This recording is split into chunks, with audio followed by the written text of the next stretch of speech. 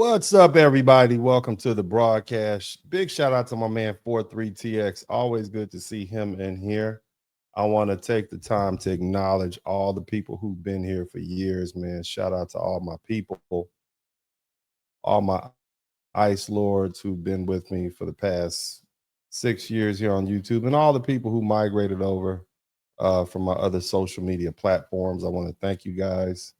And I know we have some new people here, but just as a reminder, my primary focus is as an advocate for Black men. Um, However, sometimes being an advocate for Black men also requires speaking the ice cold, uncomfortable truth when we as Black men have issues. So, above all, this broadcast and this channel is about accountability. Somebody type accountability if you can hear me. Um, Type accountability if the sound is good. That's what I need to know. Is the sound good? If the sound is good, type accountability in the chat room. That lets me know that you all can hear me clearly.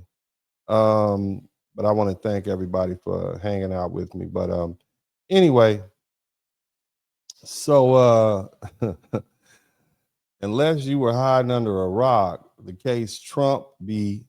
Barbara, it came down, and this related to birthright citizenship. And this isn't just a case about an executive order. It's a case about who inherits America. That's the real issue.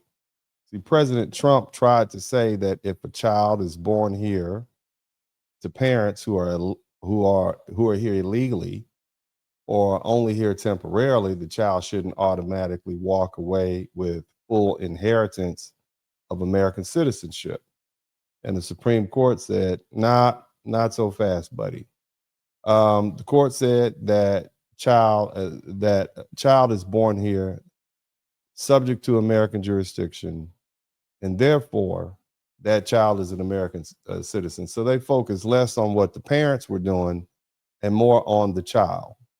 Okay, so they took the focus off whether the parents were illegal or here temporarily or a diplomat or whatever, and said, well, there are some exclusions, but for the most part, they focused on the children and where the children were born. And that means the child gets the same constitutional birthrights as the descendants of people who cleared the land, fought the wars, paid the taxes, built the cities, built the industries, buried their dead in American soil, and turned this country into the most powerful nation the world has ever seen. And that's why this case matters. See, we're no longer talking about the old black and white America. And when I say that, pre-1965, before the Hart-Celler Act, America was predominantly black and white. It was about 99% white, about 90% black, and the rest was other, okay? So we're no longer talking about heritage Americans. We're no longer talking about foundational Americans. We're no longer talking about black Americans, white Americans,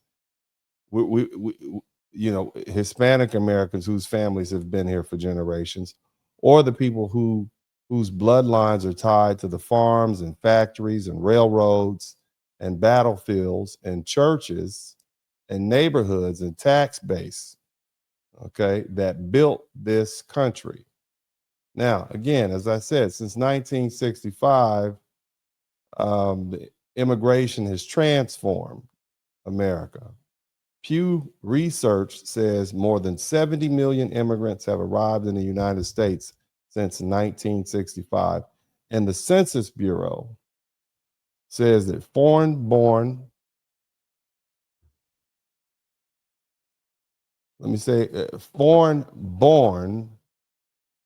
nationals share of the country grew by 4.7% in 1970 to 13.9% in 2020. So that's almost triple.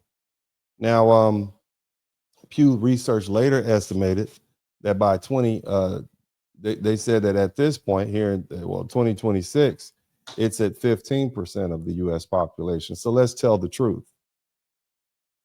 This is like planting crops on a farm working that land for generations, burying your people in that soil, fighting off enemies, paying the notes, fixing the fences, surviving the droughts and the storms and the depressions and wars and betrayal.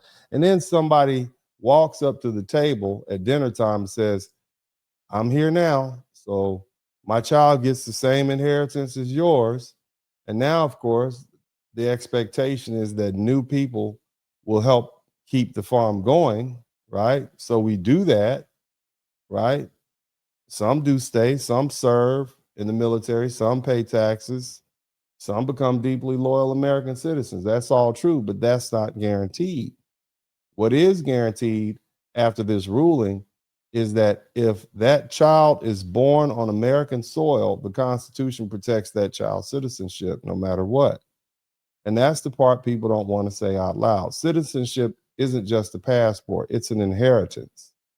It's voting rights, it's jury service, it's constitutional protection, it's the right to stay, it's the right to claim America as home, it's the right to vote, it's the right to run for office, the right to influence politics, it's the right to grow up and sponsor a family, it's the right to stand in the same line as children of people whose ancestors fought, bled, and died in the Revolution, the Civil War, World War II, World War I, Korea, Vietnam, Iraq, Afghanistan, and every other battlefield where America demanded blood as a sacrifice for freedom. And now, under birthright citizenship, a person can cross the southern border, have a child here, and that child inherits the same citizenship status as every other American child. That's not rhetoric. That's the legal reality the Supreme Court just affirmed. And the numbers show why the stakes are enormous. Migration Policy Institute reported that immigrants and US born children numbered about 90 million in 2023. That's roughly 27% of the civilian population. And Pew estimates that in 2023 that about 9% of US births were to unauthorized immigrant mothers or temporary legal immigrants mothers, and that more than 6 million US born people were living with at least one unauthorized immigrant parent. And that means this isn't some theoretical law school debate. This is about the future population, the future electorate, the future labor force, the future tax base, the future meaning of what it is to be an American citizen. And yes, the other issue that we have to deal with is something called birth tourism. And that's real. People have built businesses around coming to America for the purpose of giving birth so the child walks away with US citizenship. Estimates are disputed, but even groups skeptical of the alarm of the extremist rhetoric around it acknowledge that low immigration advocates have estimated that tens of thousands of birth tourism births annually. There's a report out by Reuters, which reported that this year, ICE launched a birth tourism initiative aimed at fraud networks that allegedly help pregnant foreign nationals come here to secure citizenship for their newborns. And see, this is not a small case we're dealing with. It's not just some technicality. It's not just Trump.